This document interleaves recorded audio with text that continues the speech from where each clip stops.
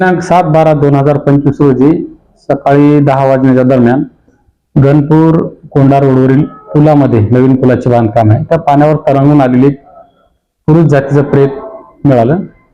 त्यानंतर आम्ही त्याच्यावर हॉस्पिटलला पीएम करून रिझर्ववर बॉडी ठेवून नांदेड विष्णुपुरी हॉस्पिटलला त्याची त्यानंतर आम्ही दफनविधी केली.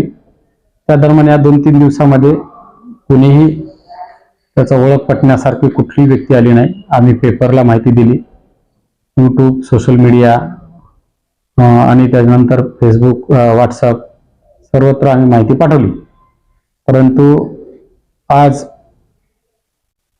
आज रोजी 5:30च्या दरम्यान त्याच्या नाना नासेर बेग बिलाल बेग, वय 60 वर्ष, व्यवसाय सामाजिक कार्यकर्ता आहे, गुलशन कॉलनी, इतवारा, नांदेड येथे राहतो.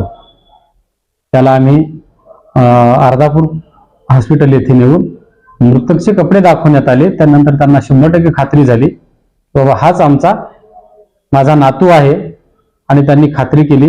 त्याचा मित्र काय शेख अफ्ताब शेख युनुस, हा पण सामाजिक कार्यकर्ता आहे, देगलूर नाका इतवाऱ्याचा.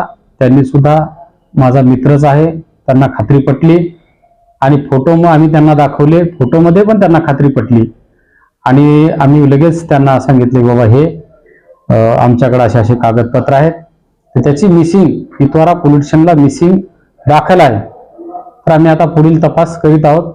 त्यांना सगळे कागदपत्र आणि त्यांची ज्या मुलांची जे दफनविधी केलेली जागा आम्ही त्यांना दाखवून देत आहोत. पुढील तपास पोलीस करत आहेत.